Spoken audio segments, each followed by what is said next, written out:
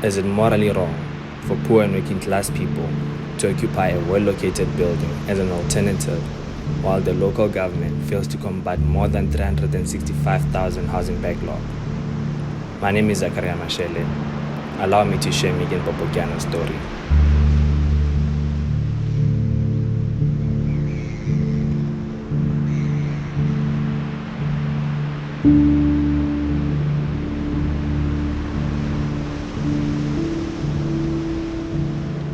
My name is Megan Indipila Popokyana. I am an occupier at AKH, which is Ahmed Kathrada House, also known as the Helen Bowden Nurses Home in Greenpoint, Granger Bay. The building used to be a nurses' home. When we won the bidding for the 2010 World Cup, the nurses were then evicted out of the building. We're not sure exactly what the government had intended to do with the building, but then the building was left vacant since 2010 all the way till 2017, and then that's when the occupation began. The political side of the occupation was that it was a direct retaliation to the sale of Tafelberg. So we were resisting the sale of Tafelberg. So I felt like there's so many people who dedicate their lives to the community of Sea Point, to working in Sea Point, raising children in Sea Point, and growing in Sea Point, but yet they're not catered to. So domestic workers are living in small rooms. They can't raise their own children within those rooms. They are living in maid quarters in some places, and the rents are like 3,000 rand. How am I supposed to pay 3,000 rand if I'm working for 4.5? So I felt like I was one of the activists that said, Sea Point doesn't have a place for the poor, and Tafelberg should have been prioritized for the poor. So the occupation was started to get the attention of the government to say there are people who are in need of such a space and should be catered for in this space. I've been subjected to insults via the media, but nobody's actually taken the opportunity to come and speak to me and find out who Megan is, what brings me to the occupation. I've had people whom I was once friends with ask questions like, why are you in the occupation? You don't want to pay rent, and people not understanding that we don't have a space in Sea Point. We really don't.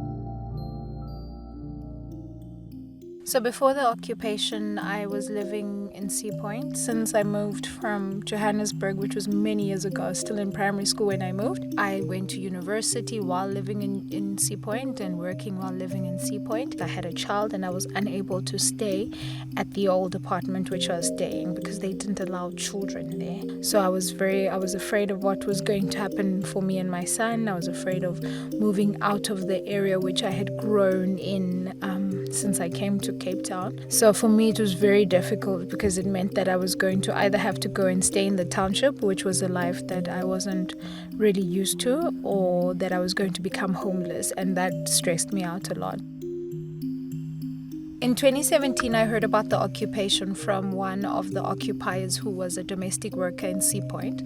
She was occupying at that time, and she said to me, well, come and stay at my place until you find your own place within the occupation. It was very important for me to be in the surroundings that I knew and understood, because there were so many different things that were happening in my life. I mean, I was going to become a mother for the first time, so that brought on its own challenges. So I was afraid of not having a place to stay or not having a familiar environment with all these changes. So my mindset was, I was worried a lot of times and constantly trying to think of a better life for my son. I wanted him to go to the similar or same schools that I went to, and also to have the experience of life that I had. I didn't want him to grow up in an environment where he was scared to go outside because they were shooting, or scared to just get out of his transport or wake up at 3 o'clock just to be in the transport at 4. So those were the types of thoughts that were going on in my mind, which caused a lot of anxieties.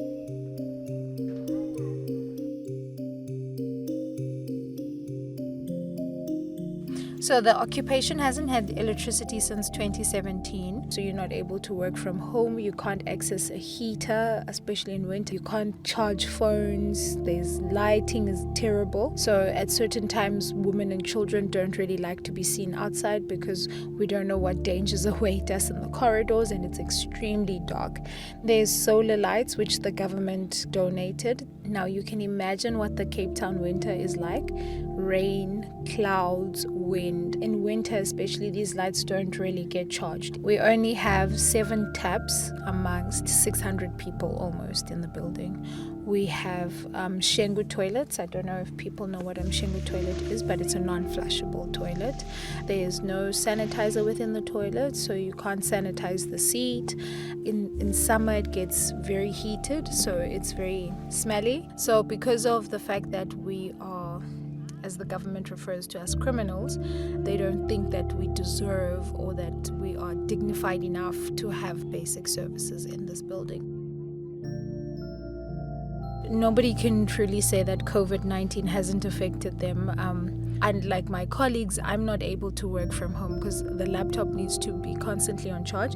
If it's not charged, it only lasts 2 hours. So I can't work 2 hours a day or like once a week and then go and charge it somewhere.